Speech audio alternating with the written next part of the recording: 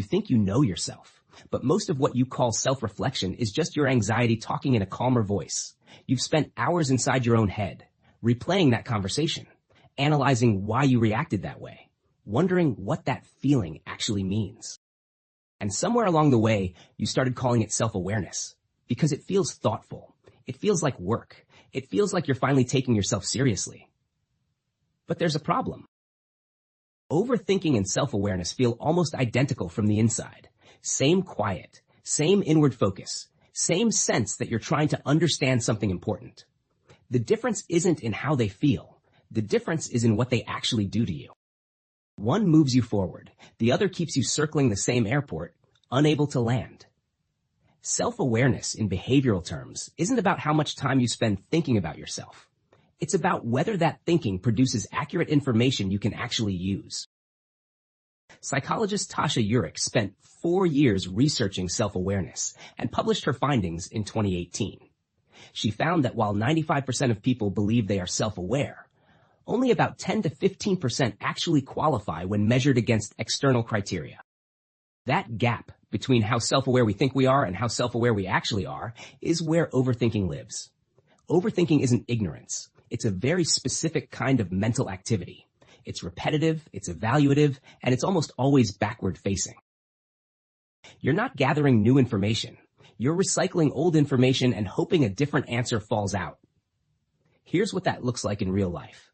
You send an email to your manager with a suggestion. She doesn't respond for 2 days. You start running the analysis. Did I word it wrong? Was I too direct? Maybe she thinks I'm overstepping.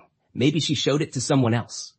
By day 3, you've constructed an entire narrative, complete with her facial expression at the next team meeting, and none of it is based on anything she actually said or did. That's not self-awareness. That's pattern matching with missing data, and your brain is filling in the blanks with fear. Self-awareness sounds different. It sounds like, I notice I'm anxious about her response. I care a lot about how I'm perceived at work. That's worth knowing. Now, what do I actually want to do? The reason your brain can't tell these two apart is rooted in how the default mode network functions. This is the part of the brain that activates when you're not focused on an external task, when you're daydreaming, remembering, or thinking about yourself. Both overthinking and genuine self-reflection activate the same neural network. The brain doesn't have a separate alarm that goes off when introspection becomes unproductive. It just keeps the loop running. Eurich's research identified a key distinction between 2 types of self-knowledge. Internal self-awareness, which is how clearly you see your own values, thoughts, and emotions, and external self-awareness, which is understanding how others experience you. Overthinkers often believe they're building internal self-awareness, but without ever testing their assumptions against reality, they're mostly building elaborate fictions about themselves. The clearest sign you've crossed from self-awareness into overthinking is this. You keep asking why, and it never leads anywhere actionable. Why do I always do this? Why can't I just be different? Why does this bother me so much? Why questions feel deep? They feel like you're getting to the root of something. But Eurich's research found that why questions are often the least useful tool for accurate self-understanding because we genuinely don't have reliable access to our own unconscious motivations. We think we do. We don't. What works better is what questions. Not why am I so anxious in social situations, but what happens in my body right before I go quiet in a group. Not why do I self-sabotage, but what was I feeling the last 3 times I stopped working on something important? What questions are specific? They're anchored to observable behavior. They give you something to actually work with. Take someone who has been trying to figure out why they can't commit to a relationship for years. Hours of journaling. Lots of theories. Fear of abandonment, childhood patterns, trust issues. But they've never once written down specifically what they do, physically, in the week before a relationship starts to feel serious. They've never tracked the actual behavior. That's the difference. One is narrating the problem, the other is observing it. The shift from overthinking to self-awareness is a shift from story to data. You stop asking what everything means and start noticing what's actually happening in your body, in your choices, in the gap between what you say you value and how you actually spend your time.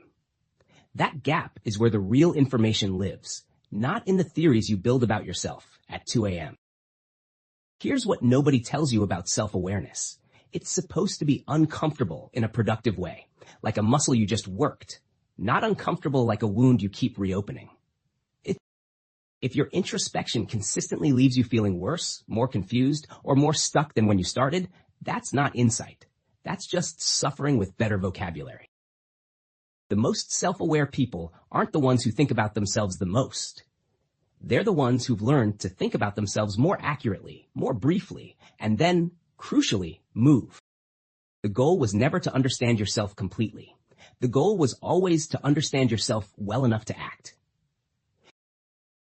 Maybe the question isn't whether you're self-aware. Maybe the question is whether your thinking is actually serving you or just keeping you company.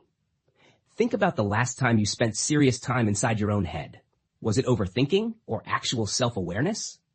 Drop your honest answer in the comments. If you want more psychology that cuts through the noise and actually changes how you see yourself, subscribe to Scribble. We put out one video a week and we don't waste your time.